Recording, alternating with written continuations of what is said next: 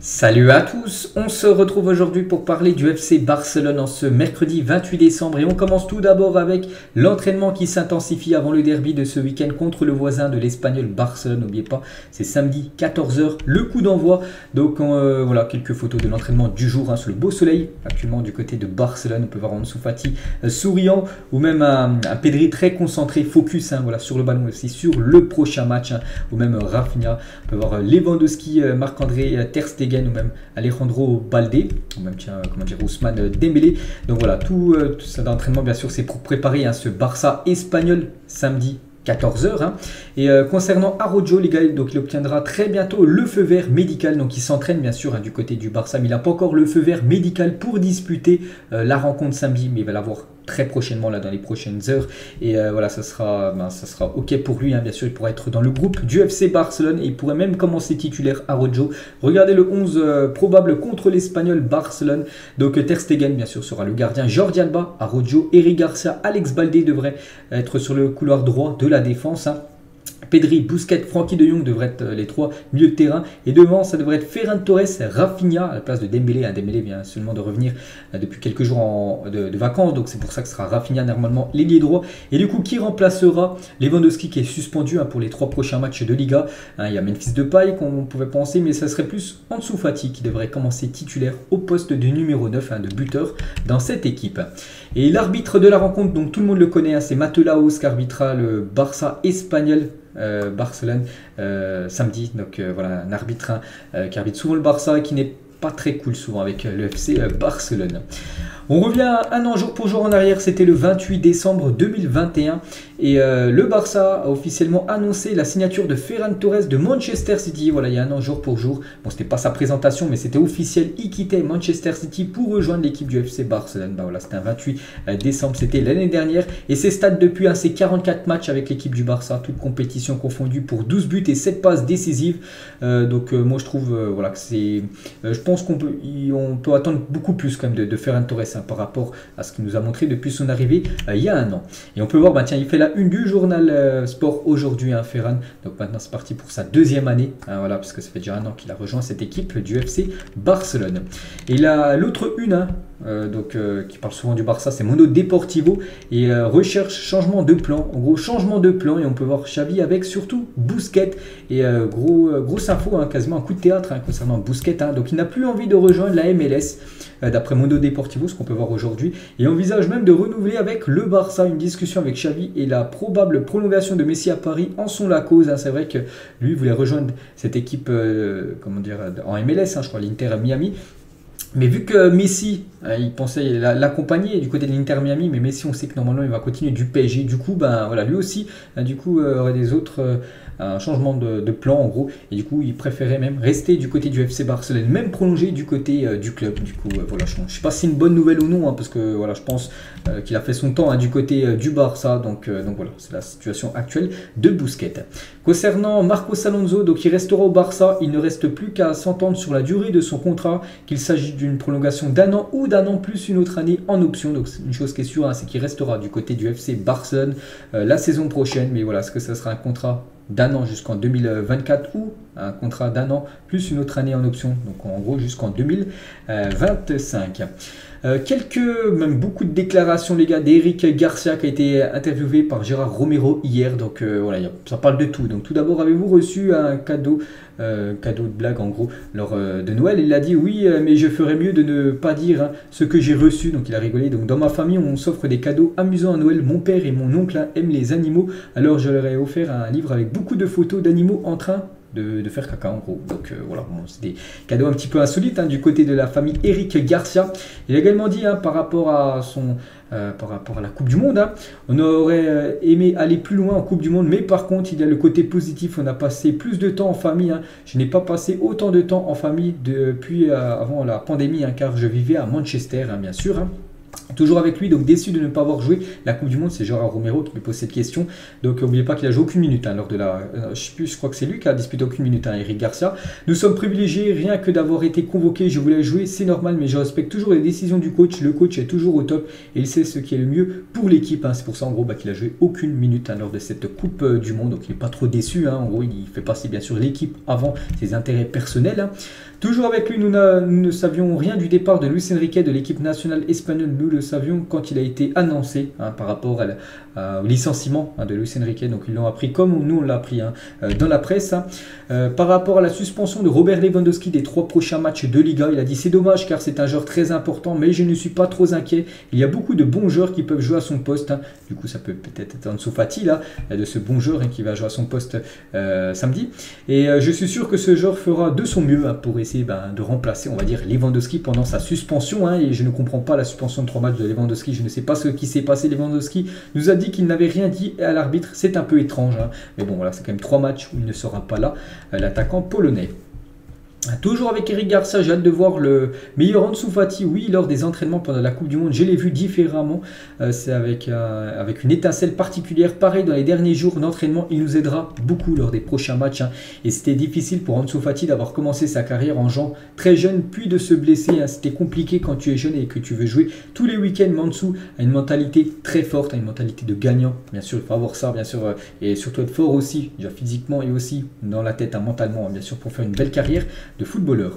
Toujours avec Eric Garcia, les critiques ne m'affectent pas. Si je joue un beau match et qu'il me loue, je ne suis pas le meilleur joueur du monde. Si je joue un mauvais match et qu'il me critique, je ne suis pas le pire joueur du monde. Je sais où je suis et je n'ai pas besoin de lire les critiques. Voilà.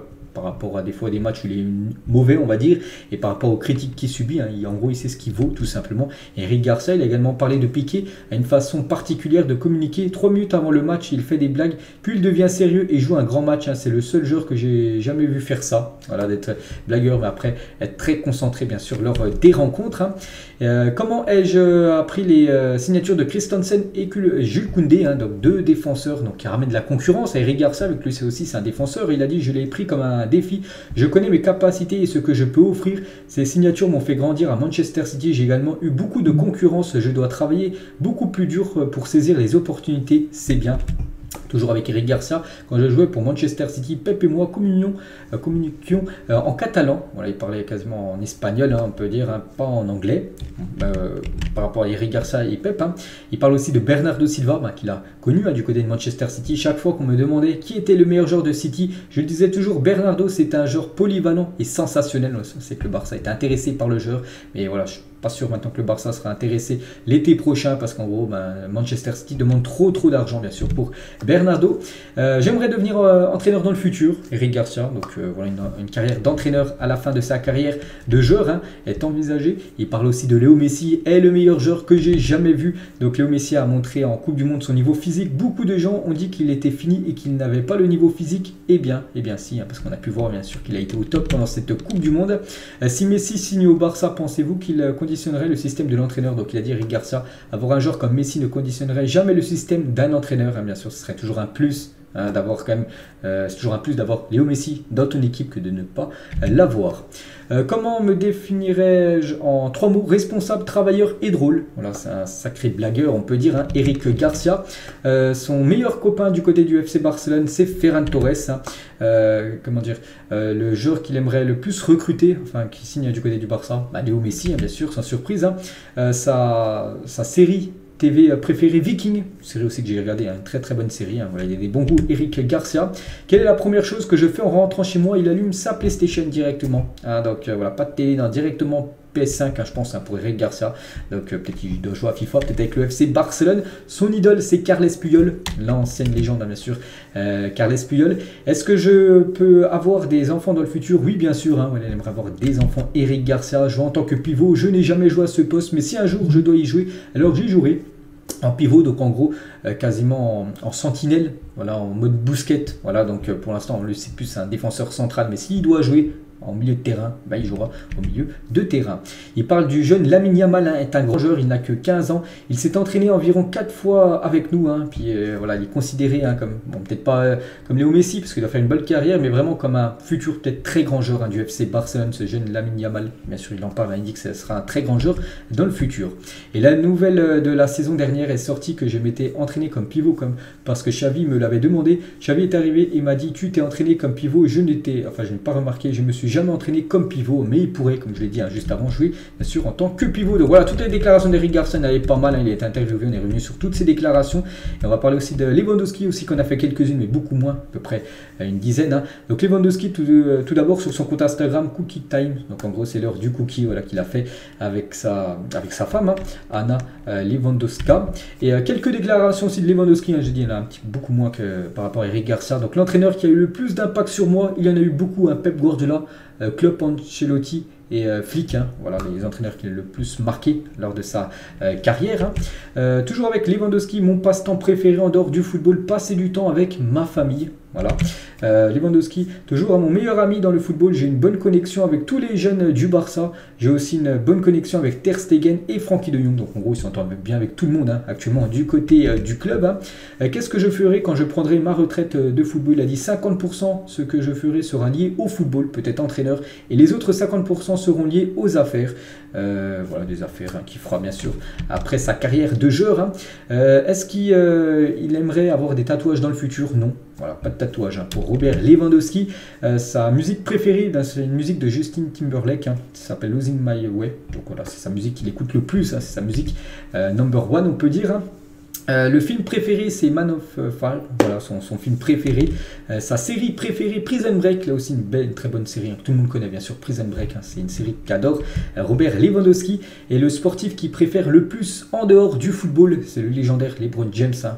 Bien sûr, une légende au basket. Hein. Voilà, c'est un grand fan du basketteur. Et cette fois-ci, son idole en tant que joueur, voilà, donc Thierry Henry, hein, qui joue le même poste que lui, s'est beaucoup inspiré de la carrière de Thierry Henry, bien sûr.